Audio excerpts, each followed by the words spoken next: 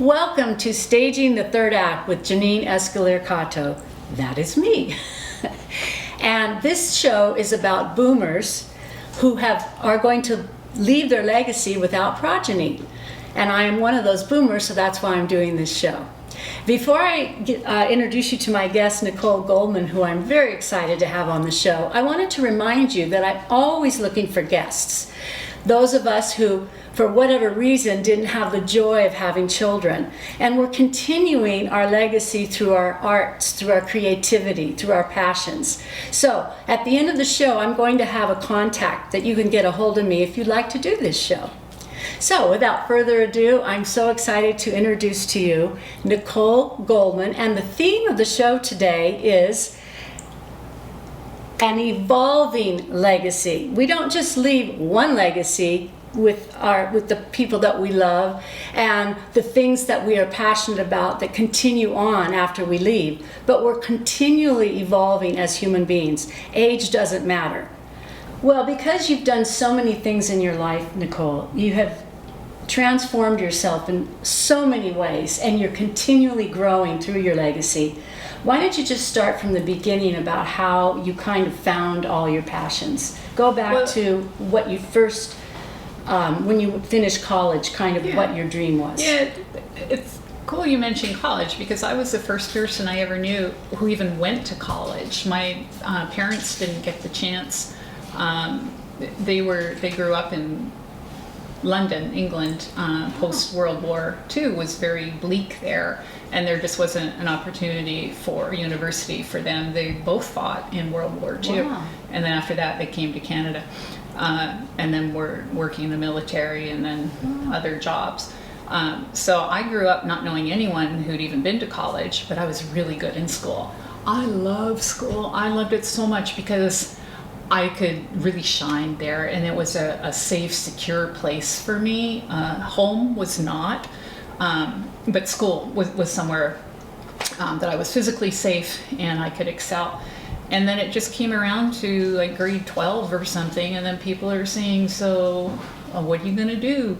And I didn't know, and then I heard that there were scholarship exams being written. I was like, oh, okay, I'll do that, because I didn't have to sit in class.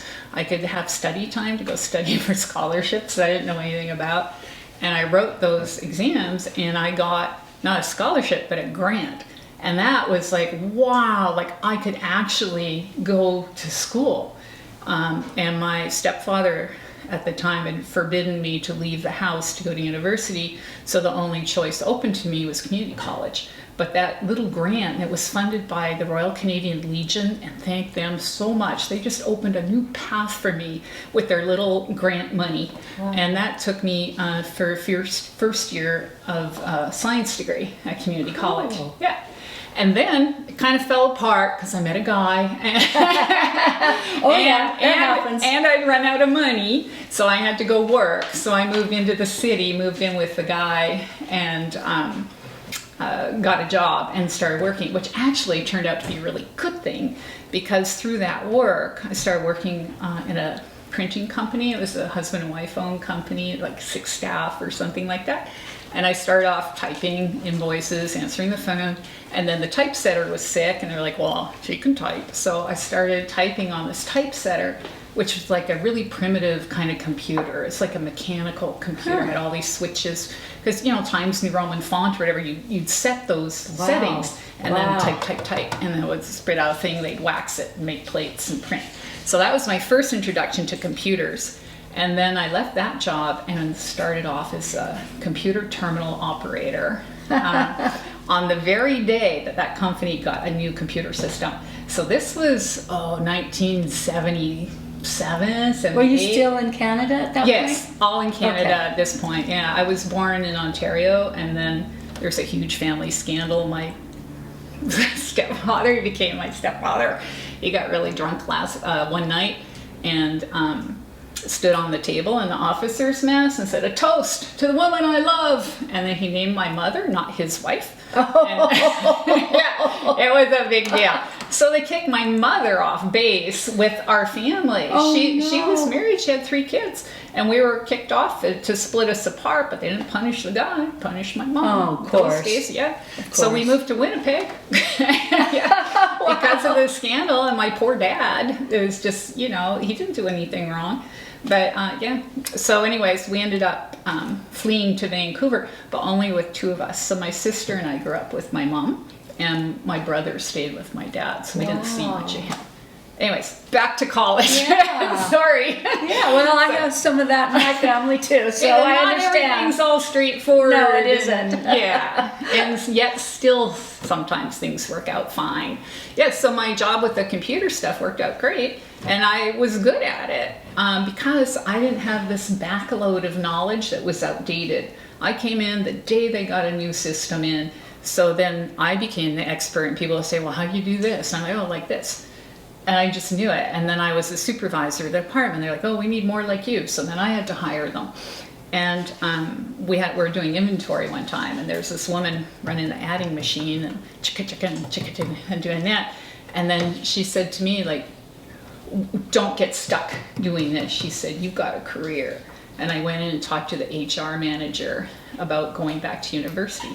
And he said, kid, you gotta go to school. He says, look at me, I'm 50 years old and I'm stuck in a job I hate. I love those mentors we meet along the way. Yeah. They just sort of pop into our lives. Then I started saving money, saving, any bonus, anything I got, I went, saved it. And then I put them into term deposits that came due in August every year, so that I would have money for tuition and books and not be tempted to spend it on a car or something. So it was hard because other people I knew, they got fancy cars and fancy clothes and everything, and I'm struggling, like eating ramen, kind of, we couldn't afford meat, so we buy bacon ends, like the trimmings off the bacon, like 19 cents a pound or whatever. Anyways, it all worked out. And then I got a degree in computer science, which, how wonderful is that? To Well, get a you were on degree. the cusp of everything. Oh, yeah. Yeah. Nobody had computers. That's I mean, right. universities had computers, and a few big businesses Those just started to get huge them. They were all computers. mainframes. They were rooms of Yes, computers. yes, I remember those. And very few people knew how to program them. That's right. So I X's and O's. Yeah. So Or ones I and got hired. O's. Yep. Ones Yeah, and O's. ones and zeros. Yeah, so I got hired as a programmer by Arthur Andersen at the time. They're an accounting company. They were having trouble teaching accountants how to use the computer. So I was the first computer science major that they had hired. So I came in knowing computers, and then they taught me the accounting side. Wow. And that was a really great match. So then I just went up the career ladder with that. Was working always on large projects in highly regulated industries like oil and gas, utilities, Wow. state government. And that's how I ended up in Sacramento. I was still living in Vancouver, Wow. but working in Sacramento for the Franchise Tax Board on a business enterprise taxation So system. so how did you jump from British Columbia, boom, to Sacramento? Was there... It was easy because I worked, well, by that time it was Anderson Consulting. They had morphed, and then they morphed again later to Accenture. But it was easy because they just had offices everywhere. Oh, so I just transferred. they sent you to Sacramento. I was already working in Sacramento, so I said, I'm going to stay here. Oh. And I was on the NAFTA treaty, the North American Free Uh-huh. Trade Act, which I loved because it opened up a whole life for me. Wow. And I would say gave the U.S. some value. Wow. So, yeah. So Interesting. Yeah, and then I met a guy here, and he asked me to marry him, and he owned a company with employees, so he couldn't really move to Vancouver. So then when we got married, I transferred to the Sacramento office, and then I transferred got a new job in a smaller company, and then another company, and another company. So, But so, then yeah. something changed where you told me, I remember, that at 50, you did something that kind of changed your direction. Yeah. So that's why my legacy shifted, I guess, because I always thought my legacy would be work. Mm-hmm. That I had created things that work, and I was running a project management office that ran really large projects everywhere from Hawaii to Chicago. So I always thought that would be it. And I had created software products, databases that got copyrighted and stuff like that. But then I worked so much, I did no exercise at all. And I ended up weakening my back so much that I had back surgery, and then another back surgery. And the surgeon said, you need to start walking. Just, you don't have to do mega workouts or anything. You just need to start walking for back health.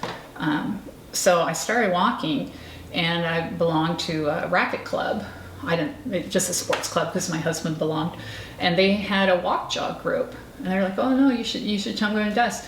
Well, I wasn't fast enough to join them. I had to work out on a treadmill until I could get to 15-minute miles, because that was their minimum requirement, and then I could join them. But it was a really good group because they'd meet and then warm up together, and then everybody go out for half an hour and come back, and then cool down together. So no matter what speed you were starting and ending with other people, and then usually you ended up walking with someone else.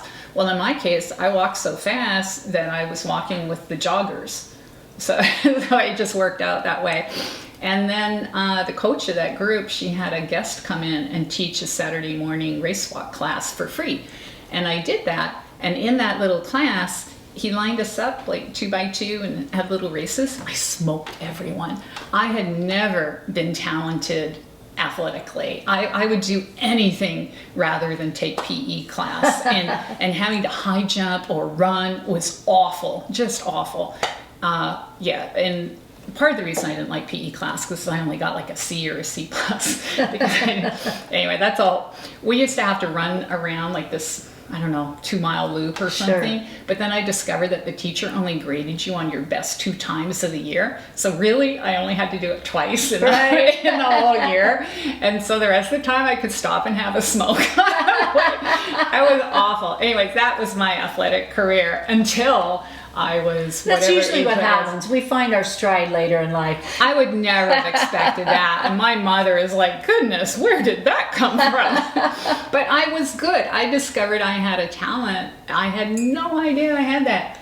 And it went through like doing marathons. I earned national medals. I set 2 national records. Wow. And the other thing cool about athleticism, it's age graded. So it's not like you're done when you're 25 or something like that. And you're put in your age grade. You get age graded as well. So we joke with our teammates that we don't have to get faster, we just have to get older. Yeah. That's great. Oh my God. And you said that you did try out for the Olympics? I did. I was very happy with my progress, and I knew someone who had mentioned trying out for the Olympic trials. So the way it works in race walking is that there's a race called the Olympic trials, and you have to make a certain time to be able to enter that race. And it's a big deal, and probably maybe, 10, 12 people qualify for that when I was doing it. This is in 2008. I tried out for it.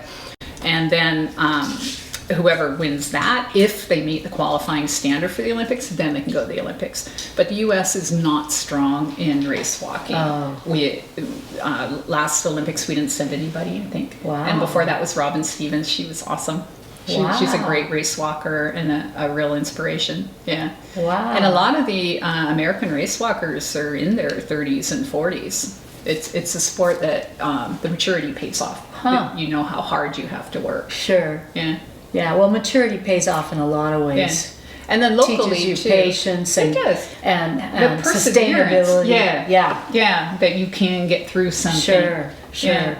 So your next incarnation, you said you got into genealogy. I did. I remember my mom doing genealogy like in the 1970s and writing a letter to like the Mormon Society in Salt Lake City, and then she'd write to London. Yeah, but this is all paper. This is like letters sending overseas and then waiting forever and then sending a money order and a self-addressed envelope, all that stuff. So she had traced her lineage back to England. It's all England.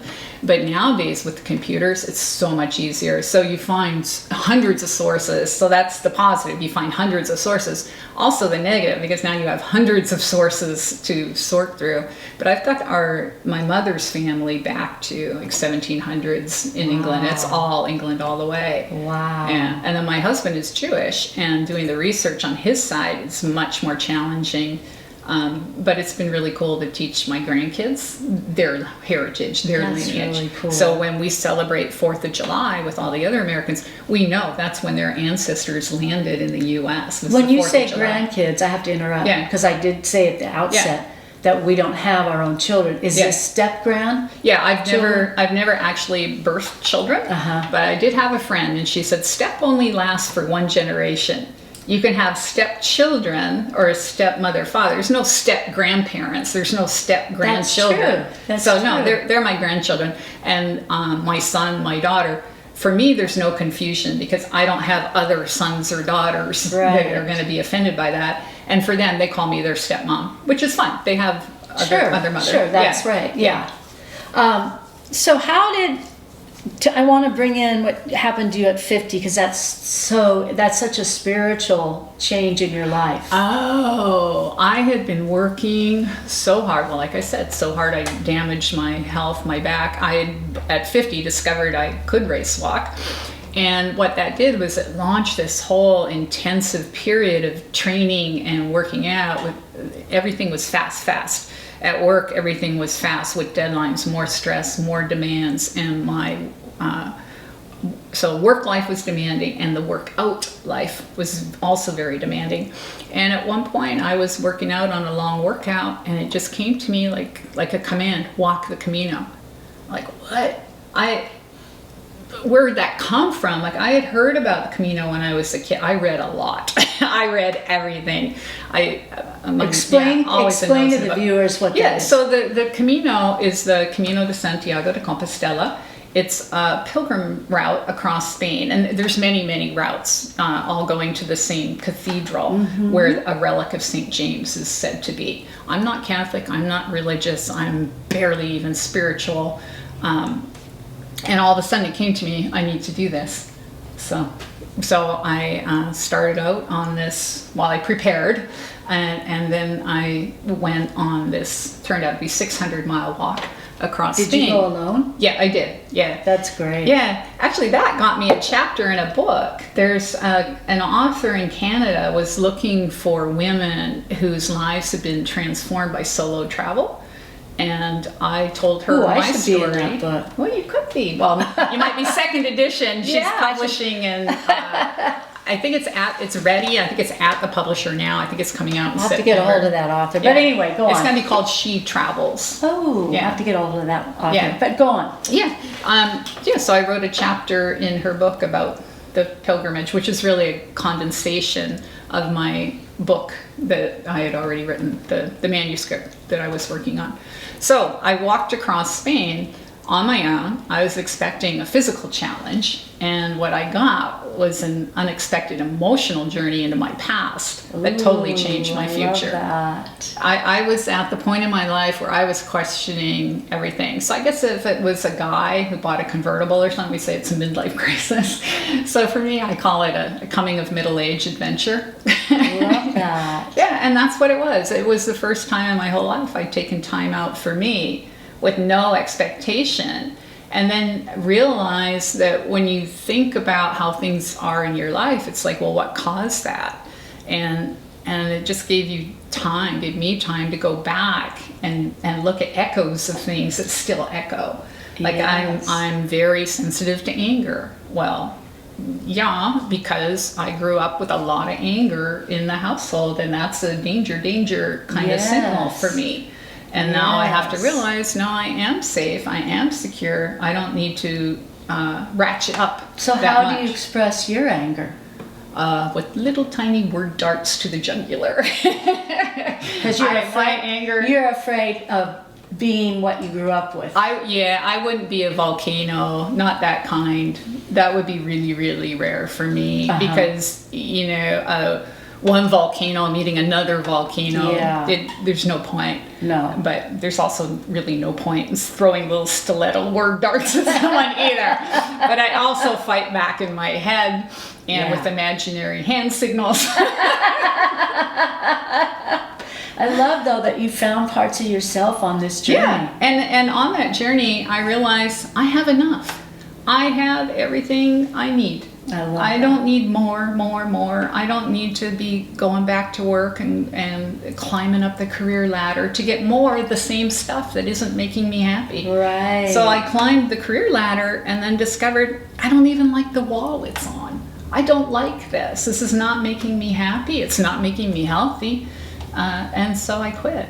And then my boss said, oh, we'll call it a sabbatical. And I said, nope, I'm leaving without a leash attached. I might not come back. Free fall. So free fall. Yeah, I didn't want the, be back in a month, be back in 2 months. It's like, no, I'm done. You knew that you had to move into a new direction. Yeah. And I'm sure you met people along the way that helped you. Yeah, there's a whole thing about like a created family, a found family on the Camino. People have Camino families.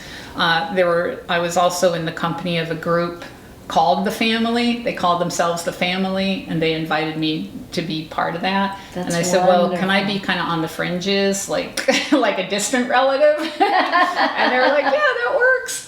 So that worked. I have a friend I grew up with from kindergarten, and he met his wife on that journey. And he's very Catholic. Camino couple. Yeah. Yeah, there's a name for it. It happens. Yeah. He's very Catholic, and she's Danish. And she gave up her whole life in Denmark to come. They live in Santa Barbara. Oh. And she gave up her whole life to come and live with him in California, and they're very happy. Yeah. Yeah. Yeah. Yeah, I met a few Camino couples. I met one couple that had met on the Camino a couple years before, and they had a long distance relationship, and then they came together to do the Camino again to figure out their future. Yeah. Were they going to move forward together or look elsewhere? That's so cool. Yeah. I love, though, that you found the parts of you that resonated to where you were at that moment. Kind of like, it's clear. I know now. Yeah. Which way I need to go. Yeah. The other thing that became clear to me was there's a book by Wally Lamb. I think it might be, I know this much is true, but they talk about everyone having their own personal museum of misery and injustice, open daily year round. Something like I love that. Yeah. And it occurred to me, I can turn that around. I can make my own museum of pride and wonder. Oh, I love that. And instead of looking at the cesspool parts of my life, look at the shining gems. I love that. And then pull them out and turn those memories over in my mind and look at all the sparkles and the That's what this show is about. Yeah. Yeah, it's a chance to celebrate. It's a chance to find that museum. Yeah, your own museum of personal wonder. And so then, okay, so you made this change, and now you are president of Gold Country Writers. How did you get into How did that writing? happen? Can we thank COVID for that? Yeah. Well, the other thing that happened about COVID, before we get to the writing, is Tai Chi. Oh, that's right. So I live near a park in Roseville, and someone had put out on our next door app, is there Tai Chi in Maidu Park? And someone said no, but there should be. And then people started saying, well, if anyone starts it, let me know. And there's so much interest. It's like, yeah, let's start this. So there's a group of us got together and talked about starting a group, but we didn't have any instructor. And it was during COVID. And it was a very confusing time when a lot of things were falling apart. And so we were all wearing masks, staying like 10 feet apart, outdoors. And we formed a group, and that group has become like a solid core of about 9 people that we've met every day except one for 5 years. Wow. Tuesdays and Thursdays at 9 o'clock in Maidu Park. Yeah. How nice. And everybody's welcome, and we all just learned it together. We didn't have an instructor, and the one that we started with, we lost her because she moved.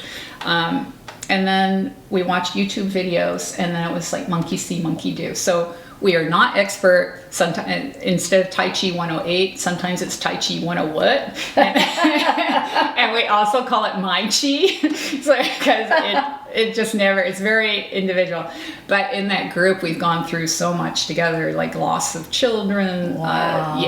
and serious illness of loved ones. And So it's a support group. oh yeah, just a total connection. And I've never allowed myself to connect to people. I figured I was a molecule that connects strongly with one other molecule at a time. I have like one best friend in high school. I only knew other people because she knew other people. And then in college, one best friend, and then that expanded into 3. But we always moved around in a posse, so it was kind of like one group, one relationship. And then on the Camino, I started opening up to other people and hearing their stories and sharing my story. It's like, oh, I can connect to people. I didn't know that. I discovered a new talent. Oh, so the other thing that happened during COVID, I started writing. And then I thought it would be good to have someone else look at my writing, because all my life people say, oh, you're a great writer. Oh, it's so easy for you. You're a great writer. So I thought, okay, I'm a great writer. I'll go to this group that I found and they'll tell me I'm a great writer and it'll be awesome. Well, I took my work to a critique group and they were like, yeah, it's good. And have you thought about where this starts?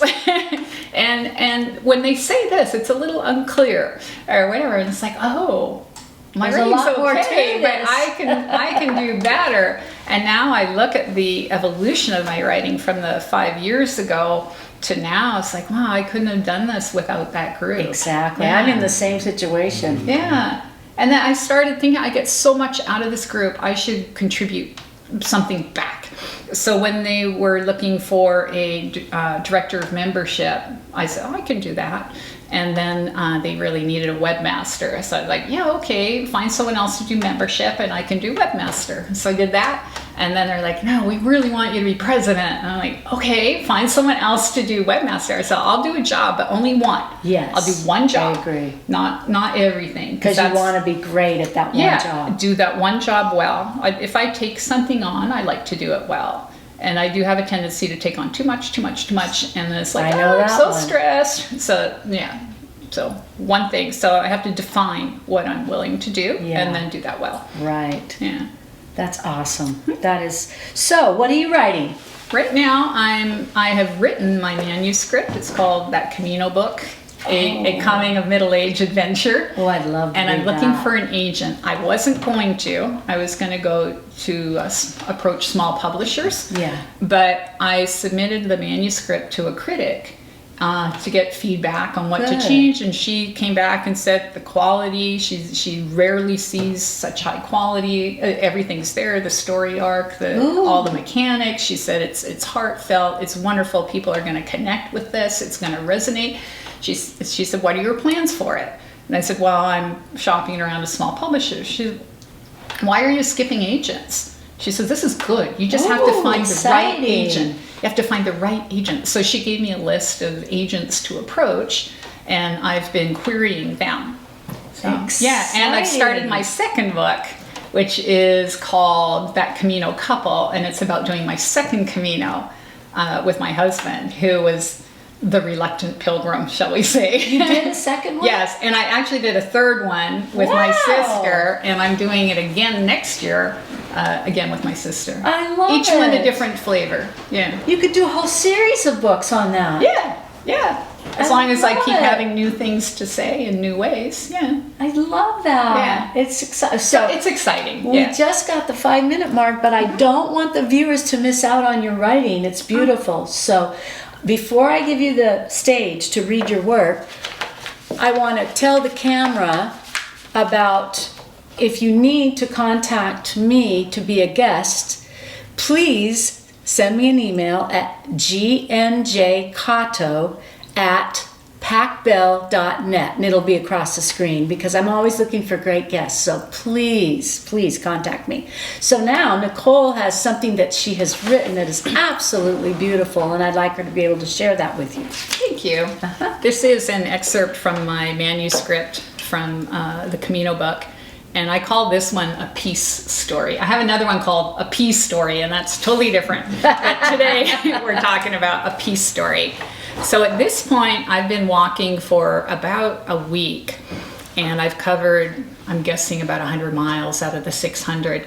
But it's been a really long, hot day, and I have celiac disease, and I had been exposed to gluten, so I had been sick all day. So it was just a really wearing day, and also emotionally taxing. So when we were at the Pilgrim Hostel that night, I regrouped with some people I knew there, and that's where we start. Chris the Swiss asks, who wants to come to Mass tonight?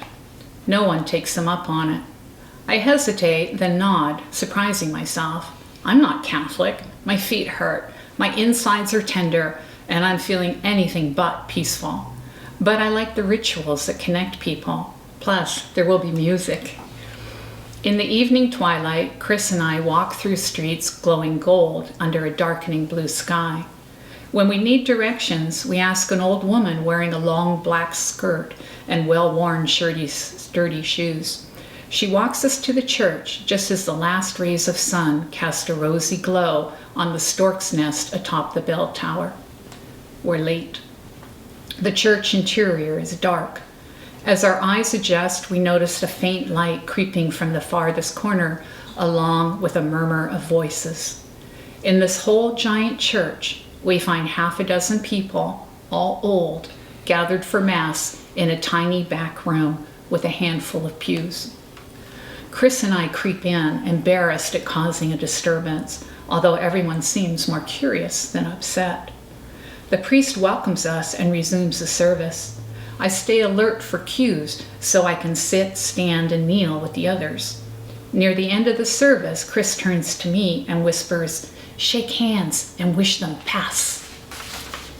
Pass. Peace. Like the traditional Muslim greeting, "May peace be upon you," or the Arabic salam, or the Jewish shalom. Peace is important in all religions. I shake Chris's hand. Pass. Feeling a light tap on my back, I turn. An old woman leaning on the back of my pew smiles shyly. "My mother, she wants to meet you." She guides an even older woman toward me.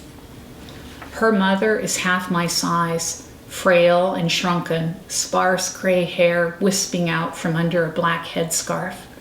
Her warm brown eyes are filmy as they search my face. Her smile reveals more gaps than teeth. Clutching her daughter for support, she reaches a trembling hand toward me. Her tiny hand disappears in mine. We connect and don't let go. "Pass," she whispers. My face softens and I feel all tension leave my body. Pass. My eyes leak tears. "Gracias, Señora. May peace be upon you. Pass." We stay like that, linked by hands and hearts, tears flowing down our cheeks. Gently, the daughter guides her mother away. "Thank you. That means so much to her. Pass, Peregrina." And to me, "Gracias, Señora. Pass." Beautiful. Thank you. Thank you. Thank you for being a guest. I really Thank appreciate you.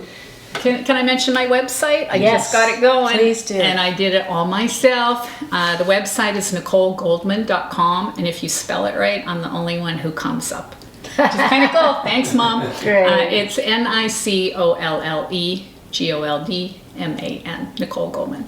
Great. Thank you. Thank you. And I'm so excited you're president of our writing group. Yeah. Gold Country Writers. Yes. There'll be a lot of good things to come. Yeah. And thank you for joining Staging the Third Act with Janine Escalier Cato. See you next time.